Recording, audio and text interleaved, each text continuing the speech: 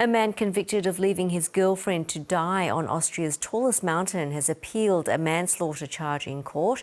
A coroner's report found the 33-year-old woman died of hypothermia after her partner, who was an experienced climber, abandoned her in the middle of a severe storm. Let's get more details from Mountaineering journalist Owen Clarke.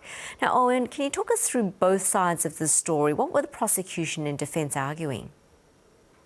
Well, the case centered on a principle in Austrian that roughly translates to guiding as a favor or guiding as a courtesy. And effectively, the prosecution's argument was that the man, Planberger, as the more experienced of the two climbers and the one who planned the trip, was responsible for what occurred on the mountain and was acting as a de facto guide. And as part of that, they'd laid 10 separate charges against him for specific decisions that he made on the mountain that were considered negligent.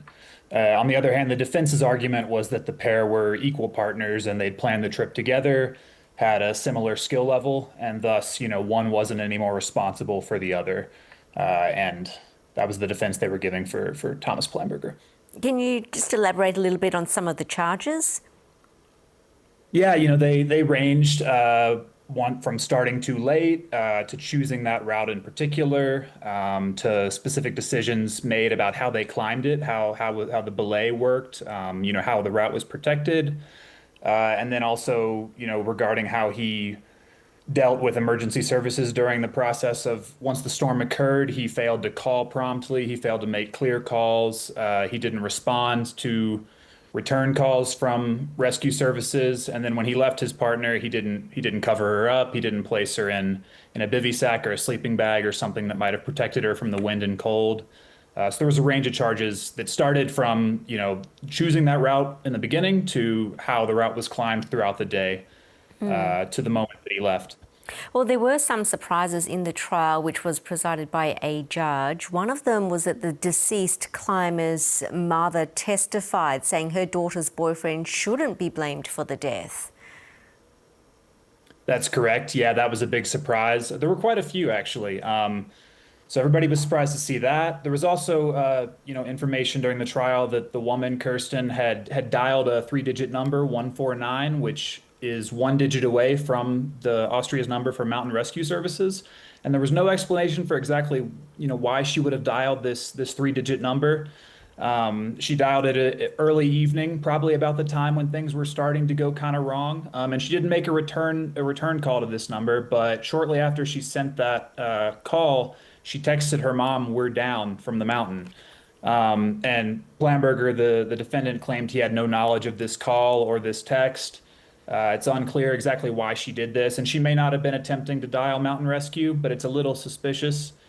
And local media was aware of some of this leading up to the trial, but there was also an interesting, information that came out about where her body was found. The defendant claimed that he left her on top of the mountain on relatively flat terrain near the summit.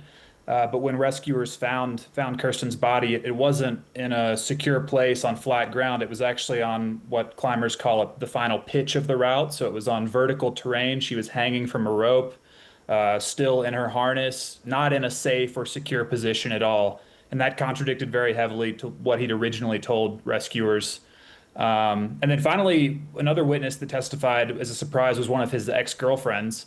And she had a remarkably similar story to tell about how he'd done the same thing to her on the same mountain about 2 years before.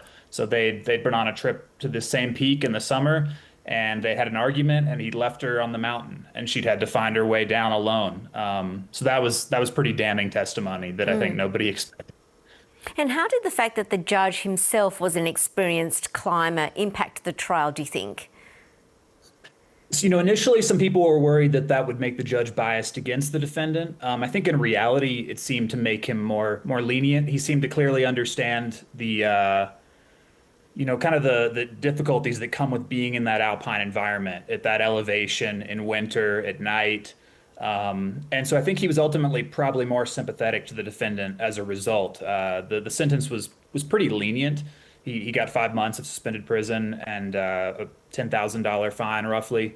So I think it was a lot more lenient than a lot of people were expecting. And I think part of that was because of the judge's familiarity with the difficulties of operating in this alpine environment. But both the prosecution and defence are appealing that outcome of the trial. What are they saying?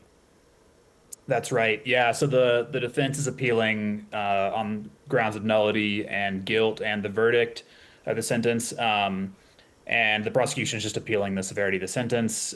We aren't sure what they're saying yet. They haven't filed their appeals, but it is going to go up to a higher court. So we'll see what happens there. I think people are surprised that the defendant was appealed this because in a lot of experts' opinion and mine, he got off pretty light. How has this case affected the wider mountaineering community? Are there divided opinions? I think, there's always been an understanding in the climbing world among anyone who takes the sport seriously that, the most accomplished mountaineer is responsible for the less experienced of the group. But that is a personal understanding, not a legal one. You don't see cases like this often or ever.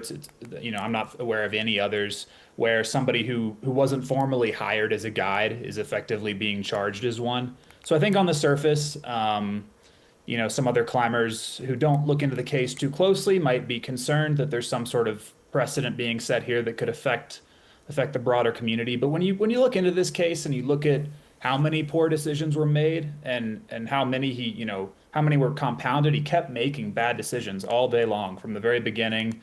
It's pretty egregious. And so as a result, I don't think anybody who really takes a clear look at this case should be concerned about the verdict having a wider effect on the community. The biggest takeaway for me is that, it's a reminder that the mountains are a serious place. Part of the defense's, case was that Plamberger, he alleged that he didn't really have any formal training, that he had learned mountaineering through videos online and he was self-taught. And I think that does kind of align with this growing culture in the climbing community of a lot of people winging it, not really getting formal education and just kind of going up there and trying to figure stuff out. So it's a reminder that if you do that, things can go really wrong. A really good reminder. Owen, we really appreciate your time. Thanks so much for joining us. Owen Clarke. Thank you.